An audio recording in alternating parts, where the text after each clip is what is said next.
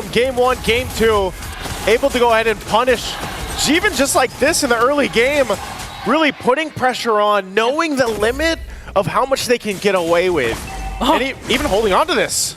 Speaking of game number 1 and number 2, this is what has been happening. Aran just really dominating the XP lane, not letting Dyren play. He did use the Hilda twice, now it's going to be the glue, but still, it looks like it's the same story. An aggressive start on the XP lane. Aggressive start right now. So far, that's been the trend or the theme of this series alone, again, against these two powerhouse teams from Indonesia, really knowing their own play style and how they like to roam around the map. But, you know, just like our panel kind of broke down earlier on, it just seems like, you know, some of the challenges that TLID face there going forward throughout the Swiss stage, they've really refined their gameplay and their game plan. And RQ Hoshi, you know, they had a great time too. They were one of the first teams, or the first team, to secure the knockouts here. Oh. He's going to be able to get away. Fabian. Oh, not a counter attack from RQ Hoshi. Dyren and Fabian goes in. Susujin as well. Here comes the Revitalize coming in from Edok. Rins on the other hand trying to work on Widdy. Still no casualties for both of these teams, but this is RQ Hoshi just saying that you can't repeat what happened during game number 1, game number 2, where you just keep on invading and invading without any response from the Kingdom. You know, I think we have to wait to see what happens, especially after the first turtle breaks out, just because the nature of these two lineups and how they're going to work. It's already up. It's already going to be spawned up and started up by Sutsujin. So already using just the real-world manipulation to go ahead and just take it as quick as possible. So RQ Hoshi will get the objective locked in and secured. First turtle of the game. Good decision there to go ahead and just take it, blitz it down. Yeah, RQ Hoshi clearly having they're decisive now. They're really going for these kinds of decisions, wanting to commit. And now they have a slight advantage compared to game number 1, game number 2, wherein TLID was just really controlling the mid-river, the neutral objectives. And this might be an opening for RQ Hoshi. We'll see it once again. Skylar taking a couple shots here against Aaron Shiki. And when we look at these rotations and how they want to go, whenever you have the Suyo, you want to be able to put pressure on the jungle. And that's exactly what Susujin will do this time around. Like you mentioned, it's them in this game 3. It's RQ Hoshi to set the pace and find even the space in enemy territory in the jungle to go ahead and take it if they can. But with Team Liquid ID's lineup, you know, this is a more of a slow burn, if you will. If you can't get things going with Fabian's Joy early on, it's really that later portion of the game where you start to shine. I mean, even the Bruno alone, early Haasklaus already picked up to just deal with the trading happening in the gold lane. And then again, having Widdy here. Oh, hold on, top side. Sutsujin joins the picture now. Fabian with electrifying beats, but Dyren just going in for the Infernal Pursuit out, sustaining damage coming in from TLID, even forcing Aran to use a split just to walk away. Very interesting too, you know, not even needing any Revitalize up there because Widdy's down here protecting that gold lane, and now they might make a play. Widdy's gonna be fine, still holds on, and that's the thing, you know, with this Carmilla pick, is once you are able to go ahead and tank up some of that damage and then lay down a Curse of Blood and set things up, I'm wondering if they'll be able to capitalize on that, because Yehezkiel will most likely, I would say the majority of the time at least, take the real world manipulation like he has right now. Yeah. But we could see him change things up, you know? So far, every single lane though has just been a duel, you know, back and forth between the XP and the gold, while both teams just kind of the trio mid lanes go and rotate together, leading into this objective now. Second turn of the game going to be smarted up by RQ Hoshi. But it looks like this time around, TLID still won't make it in time. So now 2 for 2. RQ Hoshi building up on the gold lead now. Nice and comfortable at this point. Yeah, and the thing is, even if we've seen a lot of... Oh, onto the bottom lane though. They want to extend their lead by trying to go for the gold lane.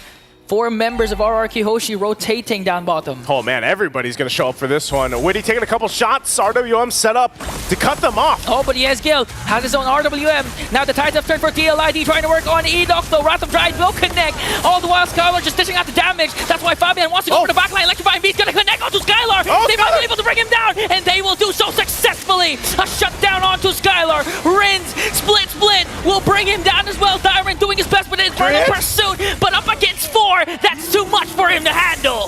Oh man, they wanted the fight, and they tried, but Team Liquid ID comes out with the win in the exchange.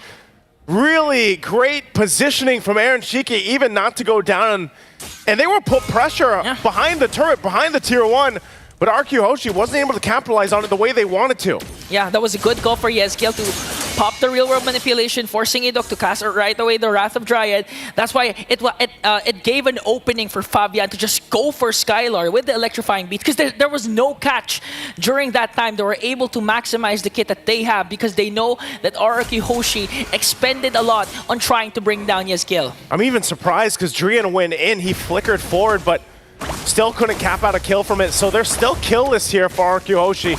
But the fact that they got the objectives early on, you know, it's nothing too crazy. The gold lead that they had was diminished.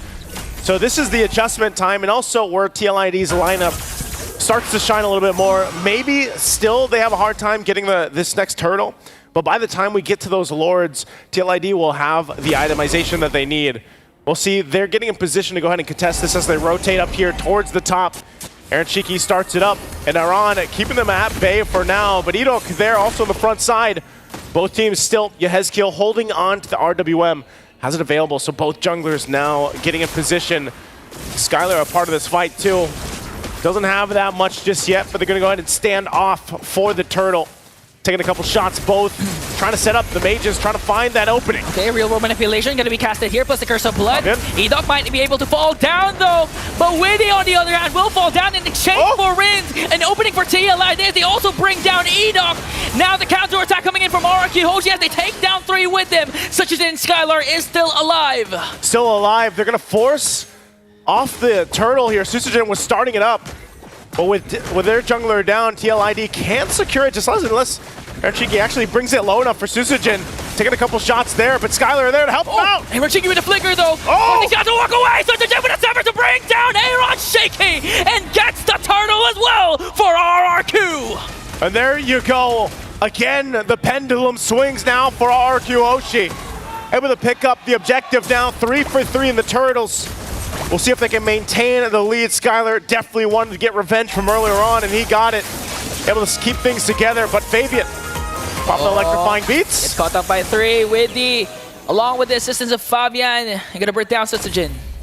That was almost, you know, we could have almost said that was a solo kill, but it wasn't. But still trying there, of course, fighting in the jungle right now. But TLID has some work to do. They got to be able to go ahead and farm up what they need. Aaron Shiki, you know, hasn't had the best time to farm up on the Bruno, and Skylar as well. Both gold laners start to shine later on, but even looking at the itemization, still working on the third one. Aaron Shiki, again, he had the Haskaloss rushed. He's now got the Berserker's Fury. And over on the other side, Skylar, BOD, Hunter Strike, now locked in, still working on the next. Once that Malefic Gun comes up, that's always where we see the power spike, especially with the Bruno. So Witty, dropping the Curse of Blood. Forcing out the flickers from RRQ Hoshi. 2 real world manipulations connecting. And TLID just trying to soak up the damage. Here comes the Thought Force to use the split to try and walk away. Yeah, he's gonna just go ahead, get out of there. Burning the split. It's gonna be fine, he's tanky enough. You can see it, he also picks up the Dominus Ice. So they're just trying to hold on to the tier 1. Again, these are so crucial leading into that first Lord. All for the space. Witty though. Okay, Witty with the Sun onto Rins. Now the attack from TLID. Wrath of Dryad will connect though. Fabian gonna chase after Rins with an electrifying beat. Gonna take down one. Susagen on the other hand. They want to right back there. Rins goes in. Infernal Pursuit. Gonna bring down Aaron Shaky. He's gonna fall down also. But the problem is TLID. They lost Aaron Shaky. Oh man, Dyra jumps in again, but under the turret. We'll just get told to sit down. No airtime for you. So 2 down, the 2 for 1 exchange. Lord is up now. RQ Hoshi still holding on to a lead, but you can see how how they have to dissect these team fights because of the fact that we also usually see 2 real-world manipulations come up, and they have to play around that. Yehezkiel taking a couple of Rhapsody shots. Bobbing and weaving, trying to get out. One more. That's Sonata. But Witty is there to try and make sure to block out the damage coming in from Skylar. Now the Lord has respawned here. RRQ Hoshi, 5 members are surrounding the Lord Pit. RQ Hoshi's gonna blitz this. They're gonna try to delay it for TLID. There they go, but it's secured. Susagen, again, all of that with Yehezkiel getting forced to basically go heal back up. They didn't have a choice, so they just see it. Great decision for RQ Hoshi to go ahead and just secure the Lord. It's really the pokes that comes from Skylar and the range also that you get from Rins. Just look at that. not even full committing, not even full diving onto the members of TLID. They're able to force TLID to walk away, to retreat, because the damage coming in from Skylar with the Death Sonata is just too much. And as they make quick work on the mid lane turret, they have that Lord up top. They have the Lord pushing in BOD now for Susujin. Also Skylar, you know, he picked up the Sky Piercer earlier on. So there was a little bit of push there from Fabian down to the bottom side. Might still try to cut that wave a little bit longer. Well, the rest of the team deals with this Lord. A Malefic Gun now for Aaron Shiki.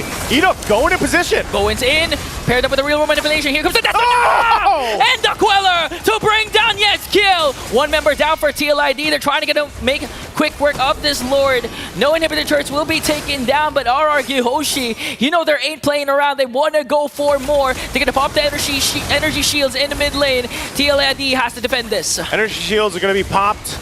They still hold on, of course, after just that first push with the Lord. But man, RRQ Hoshi able to go ahead and cap out some kills, get turrets. This is exactly what they need. Fabian, though, might be starting a fight. Oh, okay, electrifying beats is there. Forced to use out the Wrath of Pride coming in from Edok. No casualties still for TLID, and they managed to save the inhibitor turrets. That's really one of the things that TLID has to do. You know, if they can get the Wrath of the Dryad ultimate out from Edok, then that's a big piece of utility that's gone, because that is locking down the members of TLID when they try to rush forward.